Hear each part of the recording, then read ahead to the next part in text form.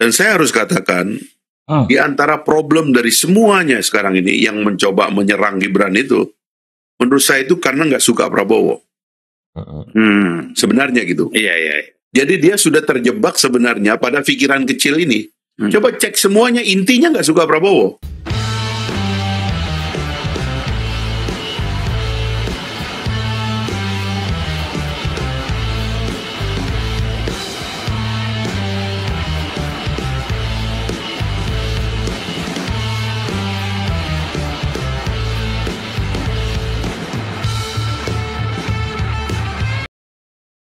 Assalamualaikum warahmatullahi wabarakatuh. Ini sangat menarik ini pernyataannya Pak Fachri Hamzah. Ini menyatakan bahwa semua yang mempersoalkan Gibran itu adalah orang-orang yang sesungguhnya tidak suka sama Prabowo. Ada masalah dengan Prabowo. Ini pernyataan yang mengejutkan. Berarti 100 jenderal lebih ini semua bermasalah dengan Pak Prabowo ya, kalau sesuai statementnya Pak Fachri Hamzah ini gitu loh. Apa iya semua yang mempersoalkan Gibran? Ya kita dengar langsung gimana. Mungkin kalau kami salah menafsirkan ya tolong diluruskan.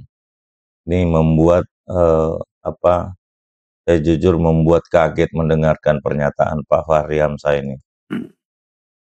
Dan saya harus katakan, di antara problem dari semuanya sekarang ini yang mencoba menyerang Gibran itu, menurut saya itu karena nggak suka Prabowo.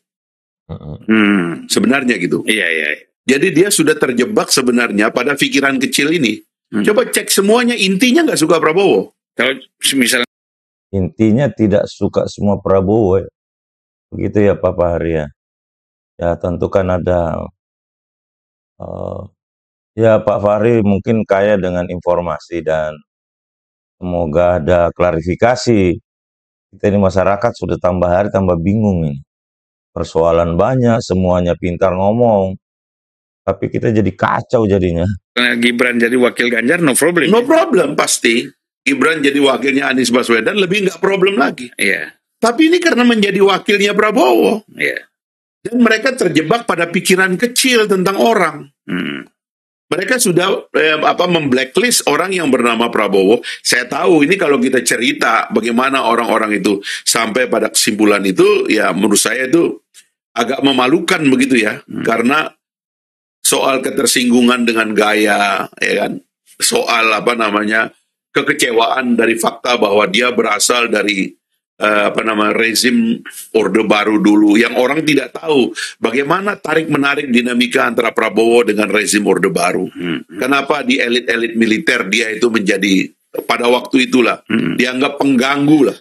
Sebagian karena sikap kritisnya, karena keberanian bertemu aktivis kayak kita, ya kan, karena outspoken, berani bicara, berani melontarkan perlunya reformasi ekonomi pada saat Orde Baru begitu kuat berkuasa. Tapi orang-orang itu dari dulu memang punya masalah pribadi dengan Prabowo. Jadi kalau kita cari rasionalitasnya tentang Gibran, tentang Pak Jokowi, nggak ada. Simply karena Pak Jokowi membiarkan, ya kata Pak Jokowi, Gibran sudah dewasa, ngapain dilarang-larang kan? Masa orang sudah jadi wali kota masih diatur kayak anak masih nyusu sama ibunya, kan nggak bisa begitu dong gitu. Tapi lagi-lagi kalau nyebut nama-nama, begitu dia nyerang Gibran itu pasti punya masalah dengan Pak Prabowo. Luar biasa. Saya kira statementnya ini Pak Fachri Hamzah membuka satu pemikiran baru lagi, ini informasi baru yang kita dapatkan. Ya semoga iyalah Pak Fachri dengan satu data yang akurat sehingga berani melontarkan, yang tentunya kan pasti banyak yang yang komplain, khususnya ya 100 lebih jenderal ini yang menginginkan bagaimana Gibran itu diganti gitu loh dengan sesuatu alasan. Ya kita tidak tahu lah, masyarakat biasa ini jadi bingung tambah bingung. Oke Pak Fachri, dan jangan lupa bagaimana perumahan yang katanya ini untuk masyarakat kecil. Ini juga kan menjadi isu besar yang berbeda dengan harapan. Ya, kita ini selalu mendengarkan berita indah dari kenyataan. Dan semoga Pak Fahri sehat, sukses.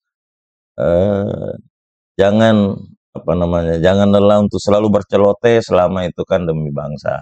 Oke, kami masyarakat biasa menunggu bagaimana kami bisa ya ngepul tiap hari lah, yang sekarang sudah agak mandek. Oke, terima kasih. Assalamualaikum warahmatullahi wabarakatuh.